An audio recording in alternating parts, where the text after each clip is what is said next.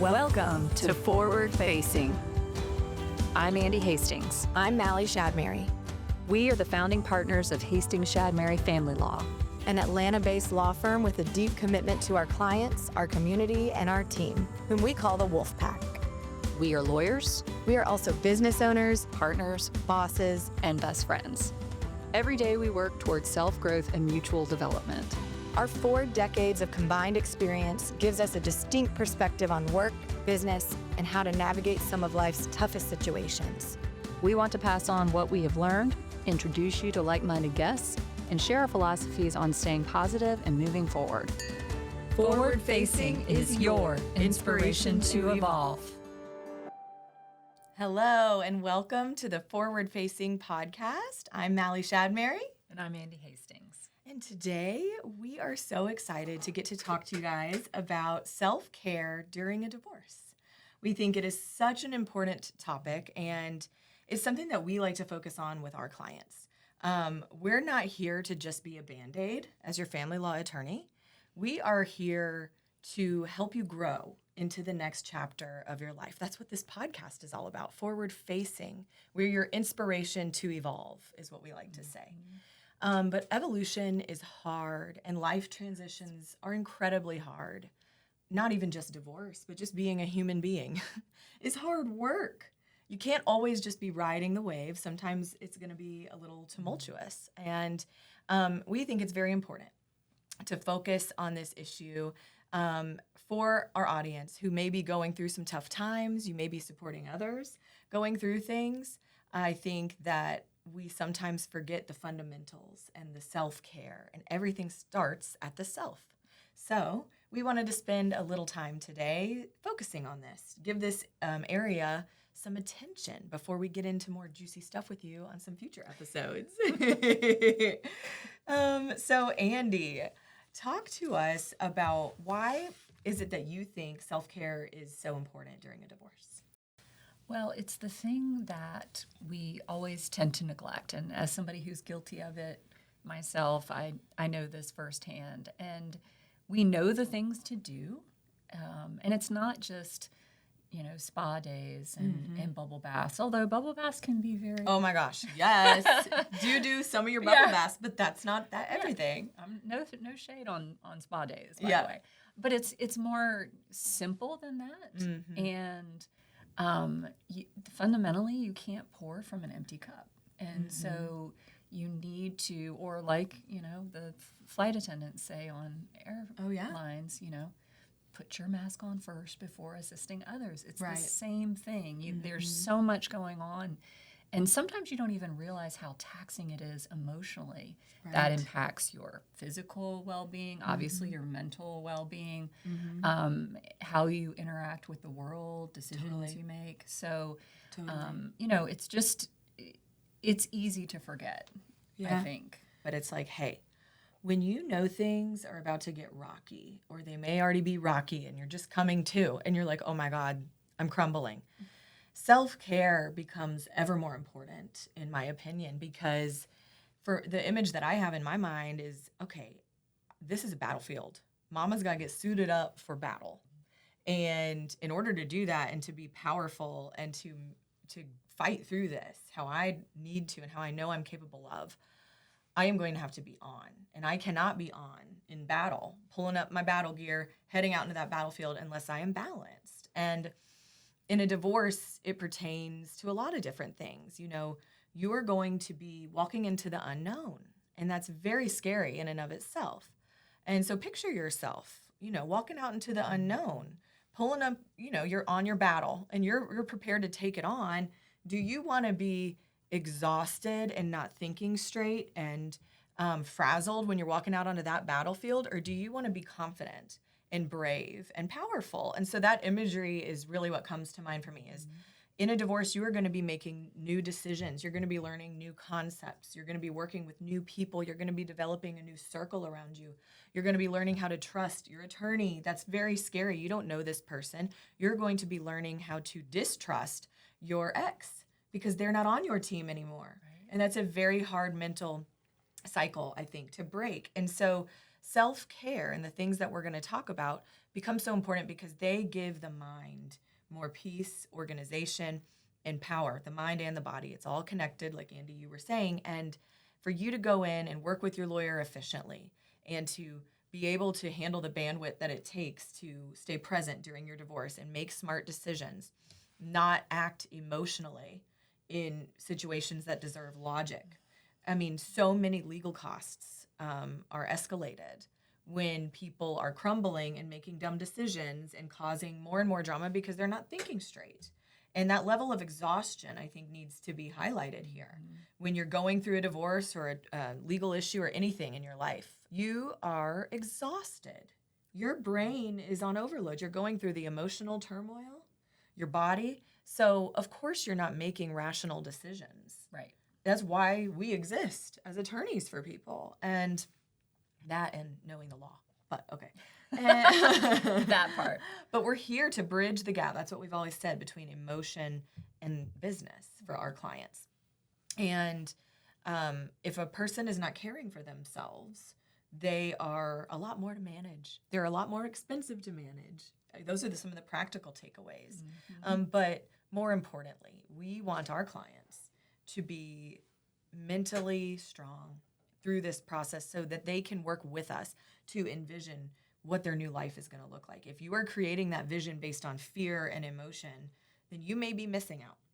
And we want you to be able to fully envision where you're headed and why it's good for you. And in order to do that, we've got to get your mind, your body right, and get your nervous system into a place that's at least sometimes in the parasympathetic and not in this fight or flight, so that we're getting the best version of you as we march confidently into this new chapter. So true. It's so funny. I'm just sitting here as you're talking, and I just recently met with a client that I handled her divorce, and she didn't want the divorce.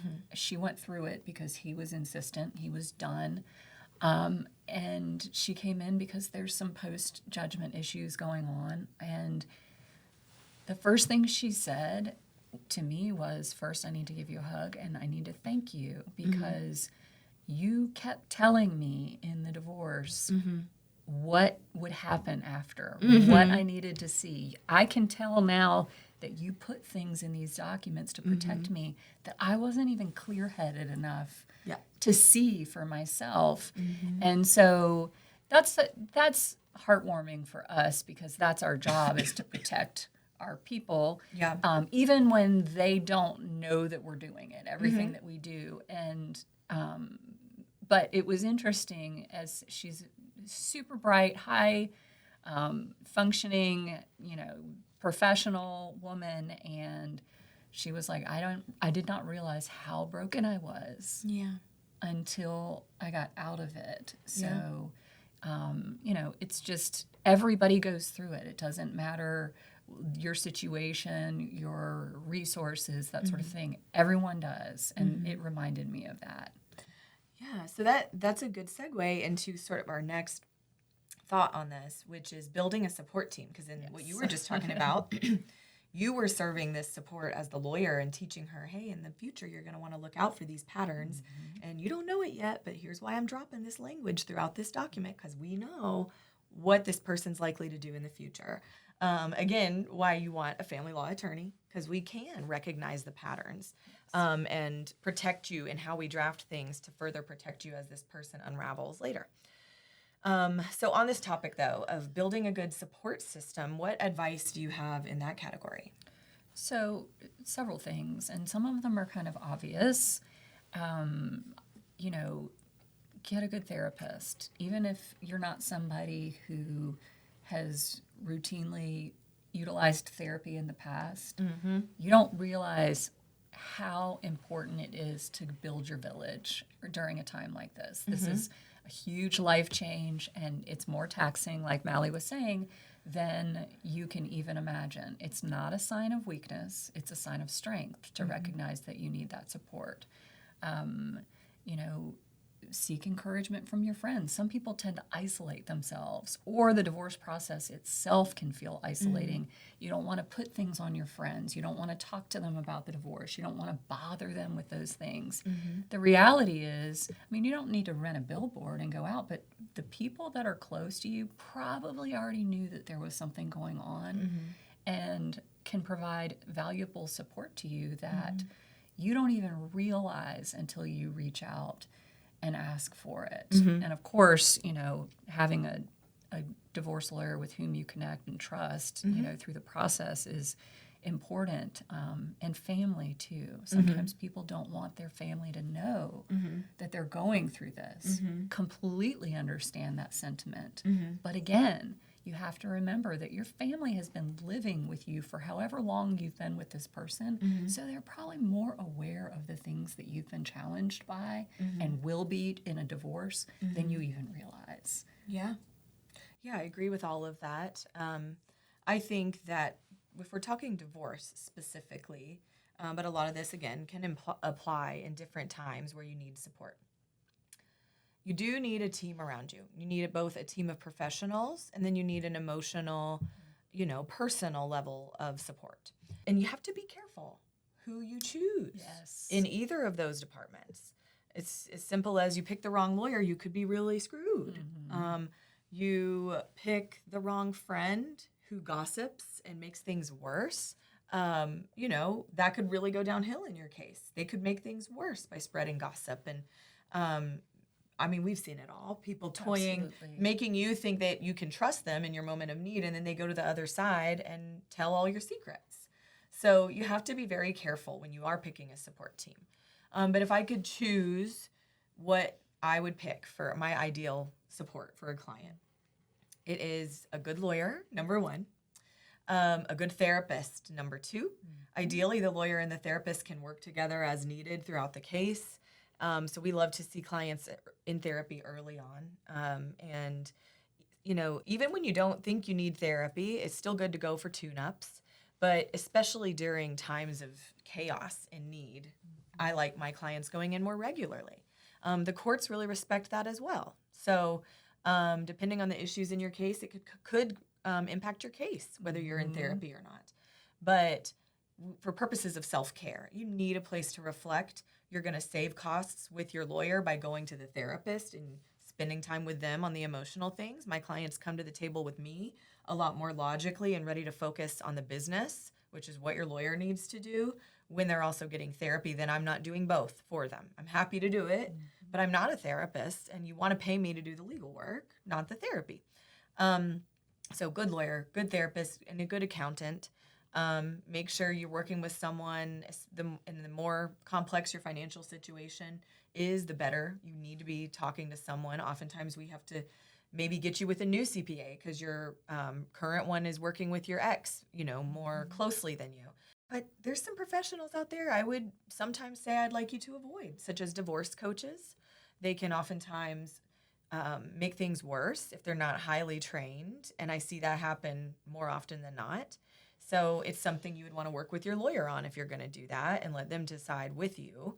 But certain people are going to try to get your business when you're going through a divorce, and it's good to be picky.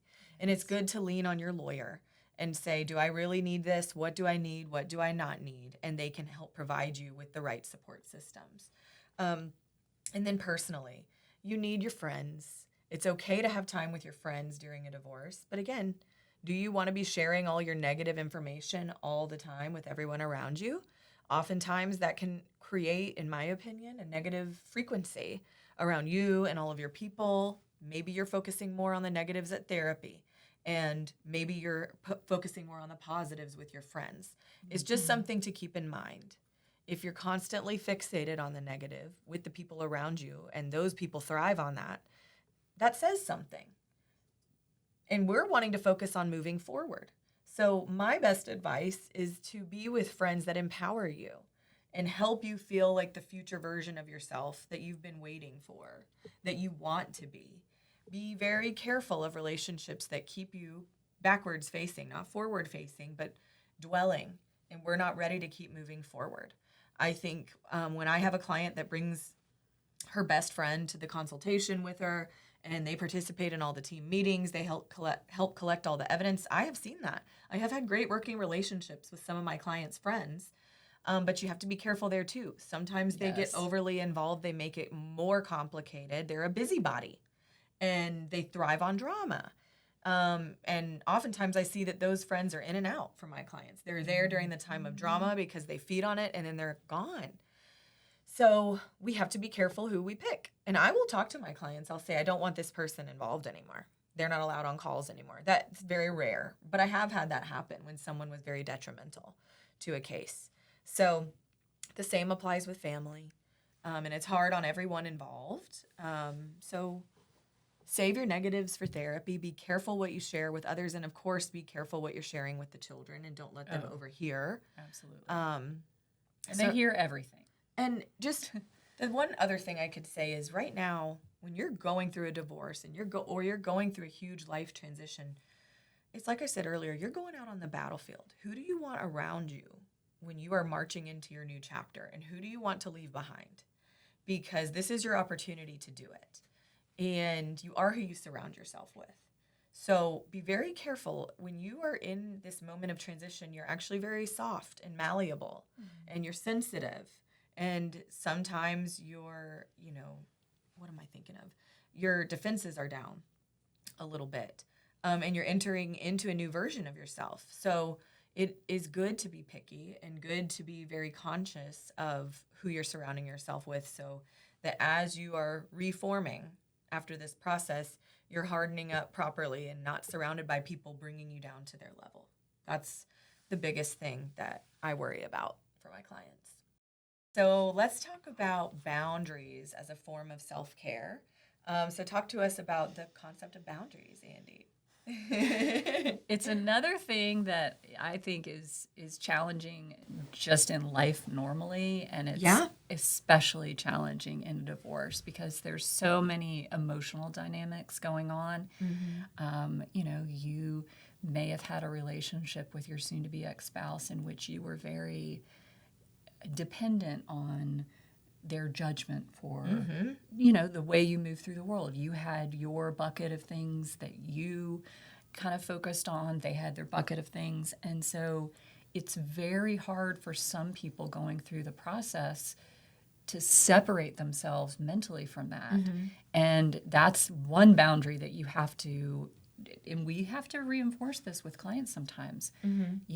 Even in cases that are extremely amicable, they're looking out for them. And you need to look out for you. That doesn't mean it needs to be a knockdown, drag out, but you just have to remember that you're moving into a different chapter where you're going to make these decisions for yourself. One thing I tell people all the time too, and clients have a hard time with this in the beginning, and usually as litigation proceeds or a case proceeds, depending on what it is, don't respond immediately to everything. That's a big one. We help clients sometimes talk through how to handle a response because it feels like a minefield. They get some crazy text or email or something, and it feels like they're being set up for something, and sometimes they are.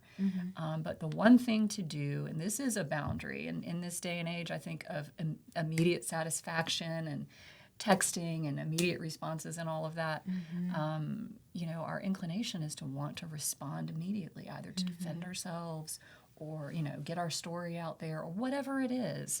And that's I think priority number one in, establishing boundaries throughout the case. I totally agree. I have an example. I recently had a client who was in a meeting with me, and her ex kept texting her while we were in this meeting and wanting her to come over and do some things that I said, and she didn't know how to respond. And I said, well, do you want to go do those things? And she said, no. And I said, so you're not going to respond right now, but at the end of this meeting you can. And so we did. And she said, I don't want to do that, but here's what I am open to doing. And she looked at me and said, that is the first time I have spoken up for what I want. And I said, congratulations, that's a big deal. And you need to get used to that. This is, when you repeat something, it will become more second nature to you. And it's like mind muscle memory, like in the gym. When you lift a weight, it's eventually going to get light because you work up to it. Then you got to go up in weight, and then you're going to keep going up in weight and all the things. Same thing when you're stuck in a relationship that doesn't have boundaries. When you're not somebody that's been taught how to have boundaries from childhood, you're going to have to teach yourself. And it starts at the self and being self-aware and saying, do I want this or not? Am I into this conversation or not? Is this a toxic conversation or not? And then consciously make the decision. Am I going to engage, or do I even want to? Do I want this, or do they want this? And once you can flip the switch and say, no, I don't want that, but here's what I'm open to in this example, it feels like such a personal win. And then you just got to keep doing it, and you'll start to be able to be a much better communicator. And really, you'll find that when you enter into a new relationship one day, you have the skills because you've taught yourself how to know what you want, communicate about what you want and what you don't want, and therefore create something more healthy. I had a client recently receiving messages, and the other party, they're in the middle of the divorce, and the other party is just prying for information that he's not entitled to. And I talked to her about it, and my advice is, like you were saying, you get to choose what you talk about. You don't have to answer right away. You don't have to answer at all. And it can be very difficult when you're stuck in a constant state of conflict to walk away from that and stop engaging. But that's the best advice I can give for boundaries, is stop engaging. You have a lawyer to handle your ex. All you need to do is communicate to the lawyer and let them tell you what's going to happen from there. That is how this should work. If your lawyer's not doing that for you, then that's a problem. That is. There are situations where I think lawyers aren't present. They're not structured that way to be able to give daily advice and say, oh, so-and-so's doing this today. What should I say back? How do I handle this? There are lawyers that just show up in court and just draft documents. There's not a lot of hand-holding and nurturing along the way. And I don't agree with that. When someone's going through a transition, they need their hand held sometimes. And that is what they are paying you for. And with a good professional support system, you're going to build the tools during this divorce to make it after this and be an evolved person. I think this also goes to have boundaries on what you discuss with other people. And on social media. Social media is not your friend in a divorce. No. And this is a sacred time for you. This is your heartbreak, your pain, your battle. And not everybody deserves access to that. That's your story. And when these wounds are wide open, they're not at the point where you are even in the right mindset to determine if you want people seeing that or not. And it can go against you in your case. Of course, it's evidence. Don't post pictures and stories of you out there taking shots and being wild and talking about your divorce. It will come up in court. But more importantly, that is your sacred journey. And you do not need to be sharing your energy with everyone. So social media, sharing information with people you don't know or trust, sharing information with family, be picky and be careful. And also use the time to start figuring out what your personal boundaries even are. Do I even want to go out tonight, or do I want to stay by myself? Do I want to take a bubble bath, or do I want to go whatever? When you are going through a transition, boundaries also means you need to protect your body, your physical health, and I will go into that here in a moment as well. I feel like the next area that we were going to talk about is exercise and how important it can be, and we've got an expert right here. Yeah, this is my passion. Why is it so important, though? Yeah, I think it goes to what we're talking about as a whole, is when you are building a new chapter, who do you want to be? And the mind, body, and the spirit are so connected. And when you're going through it, that is the time to dig in and give your body nourishment. This does not have to only mean exercise. It's what you're feeding yourself, getting enough sleep. I think sleep is actually at the core of bodily wellness, because I believe you can't hit the other variables of exercise, making good choices, when you're eating, when you're tired, your brain actually, your hormones are messed up. So your brain is sending you different signals on what it's hungry for, quote unquote, when you're tired. When you're rested, you're more likely to crave the more healthy things. This is the time, again, where you're soft, you're healing, you're at an impressionable time as you're reforming after this divorce, to get the right habits in place now. And if you can bake them in now, they're going to live with you. And this is your new life. So, of course, there are the natural like supplements that come with exercise, of the endorphins, movement. It just could be walking. But it wouldn't hurt to go talk to a personal trainer. See if there's someone that could guide you in creating a new routine while you're transitioning. I think that's a beautiful thing I've seen my clients do. And start small. Like, oh yeah. You don't have to set yourself up for some big production. Yeah. Just the little things that we hear all the time, but you forget when you're in times of extreme stress. Like when you wake up in the morning, go for a 10-minute walk. Your body has a physical response. It sets your circadian rhythm simply to expose yourself to the light. You need vitamin D. Yes. Exactly. And just, a walk here or there throughout the day. If you can't get to 10,000 steps, just, a few minutes here, a few minutes there, things that you don't normally make the time to do, you need to make the time to do. Absolutely. And just build on it. Yep. I think that you've been living in a state of chaos, and to help bring peace, having structure is very helpful. We are animals, just like anybody else.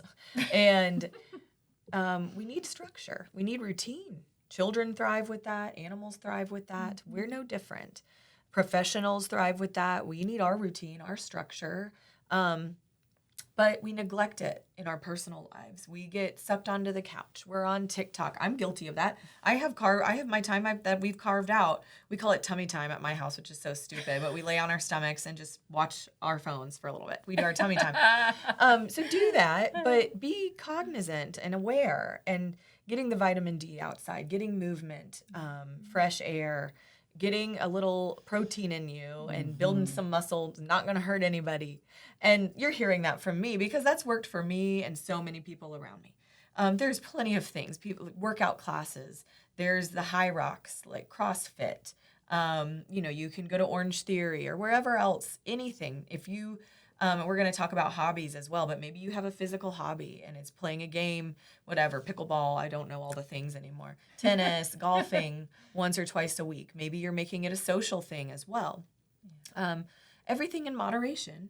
You don't want to go overboard. We've all had the friends who are getting a divorce and now they're going to go run a marathon or whatever. Yes. And that is great. And having personal goals is fabulous, but everything in moderation. Too much of anything is not healthy. So we're looking for balance here. That's it. We're just wanting to have a little balance, trying to start filling up some buckets that had not been able to be filled for a long time. Let's talk about that, focusing on the little, I call it the glitter. Like, focus on the things you just want to do because they bring you joy. Hobbies, any thoughts on that topic? Well, it's a little in line with what we were just talking about, but invariably, when we go through difficult times, we have let go of things that maybe in our past have brought us joy. Maybe, you might paint, you might do photography, and you've just sort of lost that over time. We hear that all the time from clients going through a divorce case. They've just lost themselves in the process. And so it's just kind of getting back to your fundamentals of the things that bring you joy or peace, whatever it is. If it's coloring, that's, of course, a big thing now. And or pickleball. We all know that's the thing now. But I mean, it doesn't have to be something, physical. But part of it is just, it's about stress management, but it's also about controlling what you can control. And that builds up your confidence as you're going through. So you can control if you take 30 minutes to do something that brings you joy, whatever that is, work on a painting or do a puzzle or, everybody's different. We're all wired differently. And taking control over those small pieces in your life become big pieces. It becomes who you are. It's like potty training. It's like It kind of is. It is. It's like potty training and tummy time. Oh yeah. It's like once I can see that I'm capable of living this way and see that I can make these decisions and I am in control of this and that, and I focusing on what you can control, it starts to build a new layer of confidence and a new identity, really. Yes. I think for me, the hobbies and the glitter, I call it the glitter in life, like the little things that we do lose along the way and that we get to tap back into and they get to change over time. And sometimes in the deepest of the trenches is when like new things can start sprouting if you give them space through that pain. And sometimes it takes getting there to let those things grow.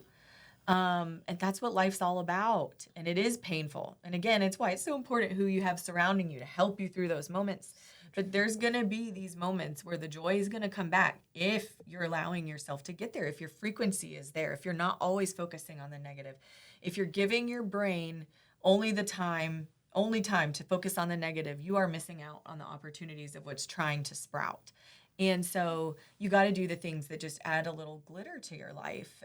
Like Andee's saying, it's hobbies and interests. For me lately, it's growing succulents and repotting them and watching them grow. They make me so happy, and moving them around and whatever. And it has become, over the past few years, my bodybuilding, my posing, throwing on the heels and the bikini and just practicing because I enjoy that. It doesn't add anything to anyone else. I'm just needing to be in my little zone. That's not something that's work related. It's not productive for any other purpose other than it brings me joy in that moment. It's sitting outside with your dogs and scratching them on the head and watching the sunset, and just finding and allowing those moments to present themselves to you. An exercise that I love to do with my clients is, all right, I understand this is the most traumatizing situation and you are fearful beyond what could even be described and that the future is completely unknown. But I am here to talk to you about what are the absolute worst case scenarios. What's the worst thing that can happen relating to all of the fears that you're voicing to me? Let me hear all your fears, your deepest, darkest fears. And I hear them all. And it'll be anything from like scared about what the future is going to hold, but also things like, what if they find out this? What if they bring up this about me? Like really scary things. And the more that my clients are honest with me, the more I can comfort them and say, okay, if they win on this and this, whatever, if you're right and this fear is going to come to fruition, let's role play what would happen with that. And we do. And every time my clients are like, okay, now that they can recognize what worst case looks like, they feel more in control. So there's something in that reminds me of all this when we're saying focus on what you can control. Some things you cannot, the things you cannot, do some thinking. What does worst case look like? You can handle that. But sometimes just having knowledge about what to expect in the legal realm is so helpful. And there are things you can't control. And for all those things, give it to your lawyer. Right. That's the best advice I can give. Because you might be surprised. There's lots of things we can get control of that you wouldn't have even thought imaginable if you just trust us. Exactly. we think in ways that you're not supposed to because you don't do this every single day and haven't seen all of these things, thankfully. So, yeah, I completely agree. Yeah. So, that kind of gives you the rundown of the fundamentals we want you guys to know about self-care. During a divorce. We really want to just harp on the idea that self-care begins before the divorce ends. Absolutely. Building these habits steering. So anything else there, Andee?